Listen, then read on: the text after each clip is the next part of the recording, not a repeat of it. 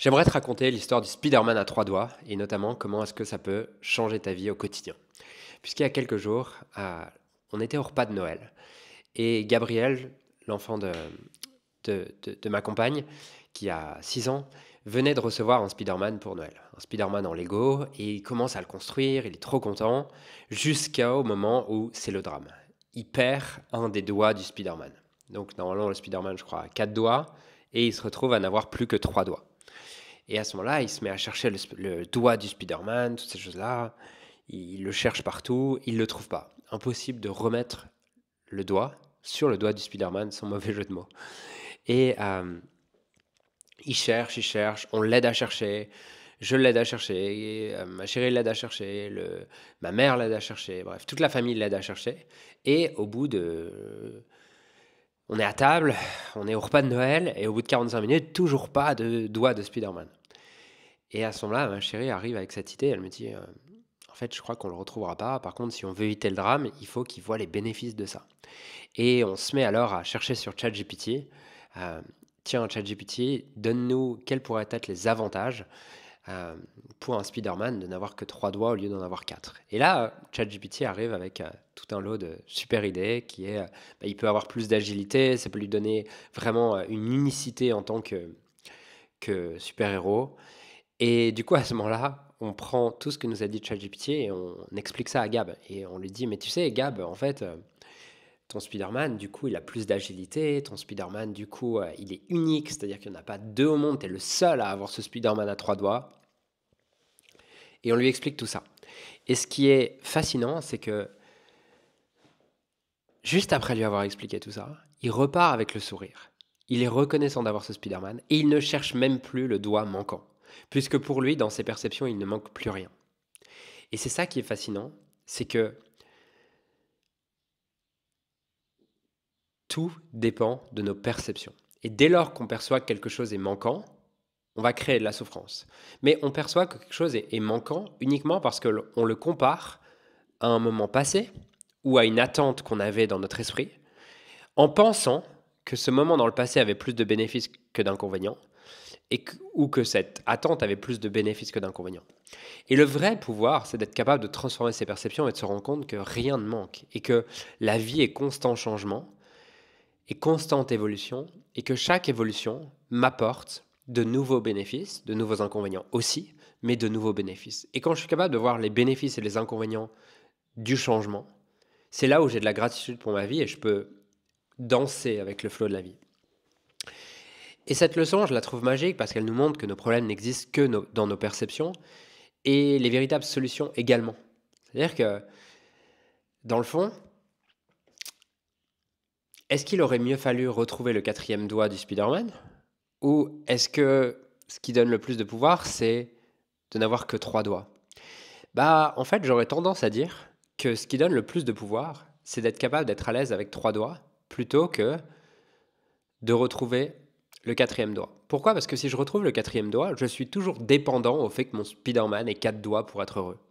Alors que, en étant capable de l'apprécier avec 4 doigts, de l'apprécier avec 3 doigts, je suis moins dépendant et je suis plus libre. Je ne vais pas vivre avec la peur de le perdre. Et là, c'est avec l'histoire du Spider-Man, mais c'est complètement valable avec quelque chose d'autre. C'est-à-dire que si tu es capable d'être heureux avec de l'argent, sans argent, tu es capable de voir les bénéfices d'avoir de l'argent, pas d'argent, d'avoir des clients, pas de clients, d'avoir euh, une compagne qui te soutient, une compagne qui te challenge, un compagnon qui te soutient, un compagnon qui te challenge.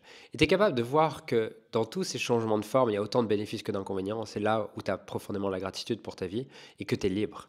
Tant que tu as certaines choses dans ta vie auxquelles tu es attaché à la forme, tu es attaché à ce qu'il y ait 4 doigts comme tu avais décidé, et bien tant que tu as ça, le problème c'est que tu es dépendant des circonstances pour être épanoui. Et ce Spider-Man, on peut aussi le prendre pour toi, dans ta propre vie, par rapport à ta confiance en toi. Puisque peut-être que toi, tu te racontes aussi qu'il te manque des choses dans ta vie. Tu te racontes que bah, tu n'as peut-être pas 4 doigts, mais je sais pas, tu as je sais pas ce que tu peux avoir, mais peut-être t'es brun et tu te dis si j'étais blond, ça serait mieux. Peut-être t'as les cheveux longs et tu te dirais si j'avais les cheveux courts, ça serait mieux. Peut-être t'as un gros nez et tu te dis si j'avais un petit nez, ça serait mieux. Euh, Peut-être que tu fais 1,70 m et tu te dis ça serait mieux si je faisais 1,80 m, bref. toutes ces choses-là. En tout cas, ce qui est sûr, c'est que on a tous des choses qu'on perçoit comme manquant en nous ou à l'extérieur de nous. Et tant qu'on perçoit que les choses sont manquantes, on crée de la souffrance, on passe à côté de notre potentiel et on passe aussi à côté de notre unicité. Puisque mon unicité, elle est disponible lorsque je cesse de vouloir être comme tout le monde. Et c'est ça qui est paradoxal, c'est que la plupart des gens cherchent à être uniques, cherchent à trouver leur singularité, leur unicité, alors qu'ils passent leur temps à essayer de se conformer, d'être comme tout le monde et de se comparer à des normes. Mais tu passes à côté de l'essence du truc en fait. Et c'est une question que tu peux te poser là maintenant, c'est tiens, qu'est-ce que je me raconte régulièrement qui me manque dans ma vie? Et une fois que tu t'es posé cette question, tu peux te demander, parmi tout ce que je perçois qui me manque, lequel est le plus prioritaire? Prenons, j'en sais rien, bah, il me manque de l'argent. Ok, et c'est quoi les bénéfices pour moi de ne pas avoir d'argent? Ça serait quoi les inconvénients si j'en avais plus? Et je te garantis que si tu vas au bout de ces deux questions, un, tu auras de la gratitude pour ta vie actuellement, et deux, tu retrouveras ta capacité de jouer avec les cartes qui te sont données, et ta capacité de pleinement exprimer ton potentiel. Puisque ton potentiel ne peut pas s'exprimer en vivant la vie de quelqu'un d'autre, ton potentiel ne peut s'exprimer que en jouant avec les cartes que tu as déjà. Par exemple, est-ce que j'ai un exemple à te partager d'une histoire, de quelque chose que je perçois comme manquant? J'en ai pas là qui me viennent forcément. Donc, comme je déteste faire des montages, je déteste avoir à couper, je ne vais pas forcément t'en raconter une. Si, j'en ai une qui me vient là. J'en ai une qui me vient, je vais te la raconter. C'est moi, je suis né. Euh, et après, je te raconterai l'histoire d'un client, puisque j'ai deux histoires qui me viennent. Moi, je suis né en fait sans, pas sans anus, mais en tout cas, j'avais pas d'orifice pour. euh, je sais pas comment le dire d'une manière polie, mais en tout cas, euh, j'ai- c'est pas que j'avais pas d'anus, mais j'avais pas de trou au niveau des fesses, quoi. J'ai pas le terme scientifique, mais bon, peu importe. Et puis, ce que ça m'a amené, c'est à avoir des difficultés jusqu'à l'âge de. Donc, à la naissance, je me suis fait opérer, et puis après, j'avais des difficultés à me retenir, puisque j'avais pas la même force qu'un anus normal, en fait.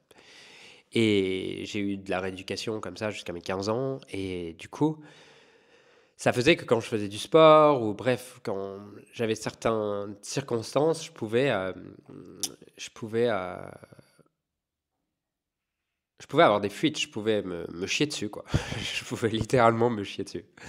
Et sauf que à l'école, ça crée des challenges, quoi. Parce que tu t'es chié dessus et il te reste 3 heures d'école et tu peux pas le dire à tes potes, mais ça sent mauvais et tu es obligé de naviguer comme ça. Et en fait, pendant longtemps, j'ai cru qu'il me manquait ça. J'ai cru qu'il me manquait la capacité à me retenir. Et en fait, ce dont je me suis rendu compte, c'est un jour, je me suis posé, je me suis dit, ok, en fait, cette capacité que tu n'as pas à te retenir, elle te donne quoi comme avantage? Et sur le moment, je me dis, franchement, il n'y a pas d'avantage, quoi. Genre, tu te chies dessus, je vois vraiment pas les avantages. Jusqu'à ce que un jour, je me souviens, je suis à Paris, je suis sous ma douche et j'ai cette pensée qui me revient. Et là, je réalise, waouh, en fait, ça m'a développé une capacité d'improvisation extraordinaire. C'est-à-dire que je suis capable d'argumenter, de débattre, d'improviser d'une manière extraordinaire. Ça fait que probablement ces vidéos, je peux les faire sans avoir rien préparé. Et en fait, ça, je l'ai développé grâce à mon absence d'un anus fonctionnel, entre guillemets. Puisque quand tu as 12 ans, 13 ans, et que ouais, quand tu as 12 ans, 13 ans et que tu viens de te chier dessus et qu'il faut que tu navigues les moqueries ou le fait que les gens pensent que tu puisses sentir mauvais ou puer la merde pendant 3 heures, et ben il faut que tu es obligé de développer une capacité à argumenter, à, focaliser l'attention des gens ailleurs. Parce que c'est ça, je jouais avec l'attention des gens, parce que je devais amener leur attention ailleurs que sur mon odeur à ce moment-là. Et aujourd'hui, c'est une des choses que je fais dans mon métier. Changer l'attention des gens, changer là où ils portent l'attention. Et quand j'ai réalisé ça, je me suis dit, waouh, en fait, j'ai tellement de chance d'avoir vécu ça. Et il me manque rien, j'ai un avantage. Et j'ai une autre histoire d'un client comme ça qui me revient, qui un jour il me dit, oui, mais en fait, Julien, moi, quand j'étais petit, j'ai eu un accident et du coup, j'ai un cerveau gauche qui est non fonctionnel. Et il me raconte ça et je lui dis, ok, mais quel avantage t'as par rapport qu'est-ce que t'as en plus? Si t'as quelque chose en moins, t'as forcément quelque chose en plus. Et le fait d'avoir cette absence de capacité à penser de manière rationnelle, qu'est-ce qu'elle te donne? Et il voyait pas sur le moment. Et je me souviens, c'était dans un séminaire et cet homme, il était rempli d'amour, vraiment rempli d'amour, connecté, très en lien avec les gens, une capacité à créer du lien extraordinaire. Et en fait, à ce moment-là, je lui montre que de par l'absence de son cerveau gauche, il a développé un cerveau droit beaucoup plus grand qui lui amène le lien, capacité à aimer sans limite, sans avoir peur, toutes ces choses-là. Et au moment où il voit ça, il a des larmes de gratitude parce qu'il réalise que ça fait 40 ans qu'il pensait qu'il avait un problème, qu'il lui manquait quelque chose, alors que ça faisait 40 ans qu'il avait un avantage concurrentiel extraordinaire. Et voilà, j'aime cette phrase de John de Martini qui dit il ne manque rien, il n'y a que de l'amour, tout le reste est une illusion. Donc, je t'invite à faire cet exercice, à regarder, tiens, qu'est-ce que je me raconte qui me manque dans ma vie actuellement? Soit qui me manque à l'intérieur, soit qui me manque à l'extérieur. Et si je regarde avec plus de précision, s'il me manque ça, qu'est-ce que j'ai en plus? Et c'est quoi les bénéfices pour moi qui me manque ça? Et c'est quoi les bénéfices pour moi d'avoir ça en plus? Ce serait quoi les inconvénients par rapport à ma mission à moi si j'avais les choses exactement comme je crois qu'elles devraient être? Et je t'invite à vraiment le faire sur une chose concrète et derrière à vraiment en faire une habitude jusqu'à temps que tu arrives à voir à chaque fois que, waouh, il n'existe pas réellement de dysfonction dans la vie, mais que des super pouvoirs déguisés en manque. Mais c'est à celui qui perçoit de découvrir où est le super pouvoir. Voilà. J'espère que cet épisode t'a plu. Et puis, si ça t'a plu, je t'invite à le partager autour de toi. Je t'embrasse et je te dis à bientôt pour un prochain épisode.